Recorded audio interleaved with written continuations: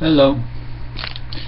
Well, this movie is about the idea that you can, if you hear about an idea that you think might interest some media outlet, why don't you go ahead and share it with them? Even if you don't get paid for it, you might have the fun of seeing your idea reported on or written up or reported on the radio or television. It's something I frequently do, and I really enjoy it. And just as an example, for example, I recently had occasion to talk to a company that sells whipping cream, organic whipping cream in little pint containers, and I had a question. I can't remember my question, but I called the company. They had a toll-free number on the carton, and as I was chatting with the customer service rep, I asked her how big the town was that the company was headquartered in, and she said only 800. And I thought that was kind of interesting. It's a big company. They were in Wisconsin, and I bought their product in Southern California. And I thought that was kind of interesting to think of such a big company being headquartered in such a small town.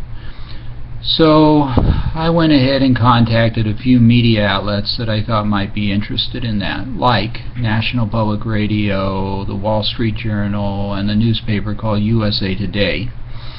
I just described what had happened, and I said they might be interested in doing the story, and maybe they will, maybe they won't, maybe I'll see it or hear it, and maybe I won't. But it's kind of a cool feeling to just pass on ideas like that. And it can help you learn about media. For example, when I submitted the idea to National Public Radio, I had to choose which show I wanted to submit it to.